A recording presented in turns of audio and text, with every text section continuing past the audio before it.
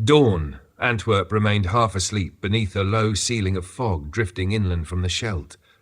The harbour lamps still burned pale and yellow against the darkness, while frost-glazed cobblestones gleamed wet the iron-rimmed wheels of carts rattling toward the docks.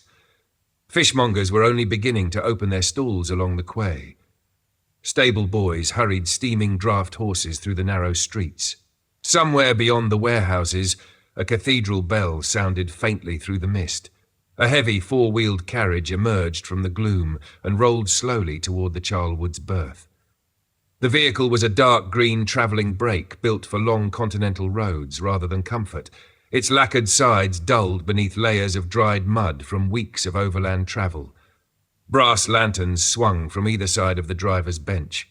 Leather straps groaned beneath the weight of sea trunks lashed to the roof, while the pair of broad Flemish horses snorted clouds of vapour into the bitter October air. The driver hauled back on the reins as the carriage came to a halt beside the gangway. Captain Hiscocks descended first. His boots struck the wet cobbles with practised certainty as he adjusted the collar of his heavy wool coat against the harbour wind. Without hesitation, he turned and extended a gloved hand toward the carriage door. His wife accepted it carefully. Elizabeth Hiscocks stepped down with the calm poise of a woman long accustomed to difficult travel and life among ships. She was elegant despite the exhaustion of the journey, her chestnut hair pinned neatly beneath a dark travelling bonnet and her green eyes alert beneath the harbour lamps. A grey wool cloak hung from her shoulders, its hem still dusted with mud from roads stretching across half of Europe. "Careful," the captain said quietly. Behind them, Antwerp's waterfront was already beginning to awaken. Steam cranes hissed along neighbouring quays. Dock workers shouted through drifting fog, while drays loaded with cargo rattled over uneven stone streets slick with rainwater, soot and horse filth. Gulls wheeled overhead crying against the dark river sky. Hiscocks turned sharply toward the sailors waiting beside the gangway. "Mr. Mercer." The first officer appeared at once from the quarterdeck above. "Aye, Captain. Get the baggage aboard immediately. The large trunks go to the captain's quarters. Mind the china crate." "Aye, sir." 4 crewmen hurried forward, climbing onto the carriage and lowering baggage piece by piece. Leather cases, brass-bound sea chests, bundled blankets, hat boxes, books, and a long wooden crate containing household effects meant to soften the harshness of life at sea during the months ahead. Elizabeth turned as their children emerged from the carriage alongside the nanny. Thomas Hiscocks climbed down first. At 11 years old, he already carried himself with the restrained seriousness of his father. Thin and long-limbed, he wore a dark wool coat buttoned tightly against the cold and a sailor's cap pulled low over dark hair. His grey eyes moved immediately upward toward the towering masts and rigging vanishing into the fog above the harbour. Behind him came 13-year-old Clara. She possessed much of her mother's composure already, though curiosity shone plainly in her eyes as she stepped carefully onto the wet cobblestones.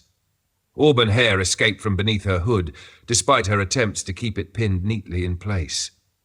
Unlike her younger brother, she seemed less interested in the machinery of the harbour than in the people moving through it.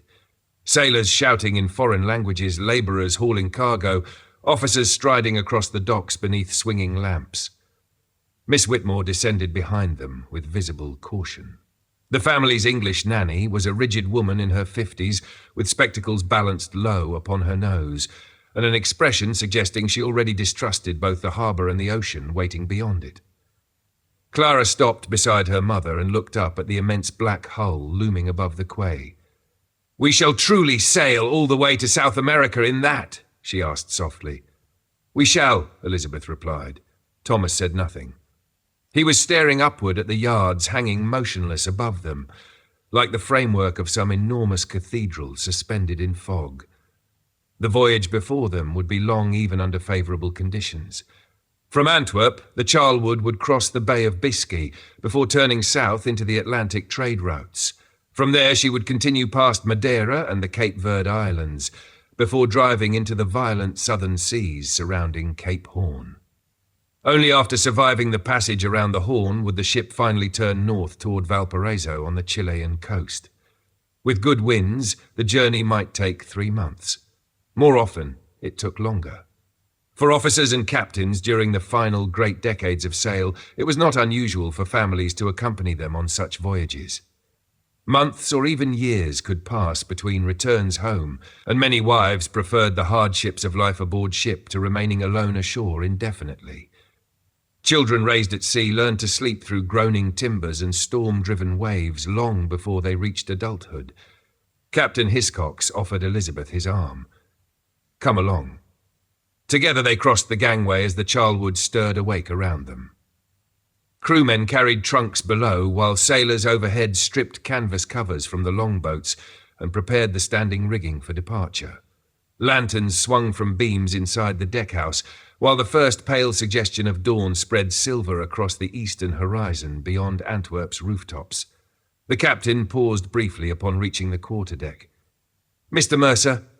"Aye, sir." "Stand by to single up moorings at first light. Have the harbour pilot ready. I want topsails prepared the moment we clear the quay." "Yes, Captain." Hiscocks cast one final glance across the harbour, the smoke, fog, gaslight, and endless movement of Antwerp awakening before dawn, before turning toward the companionway leading below to the captain's quarters. Beyond the harbour and the grey waters of the North Sea, the long passage to Cape Horn already waited.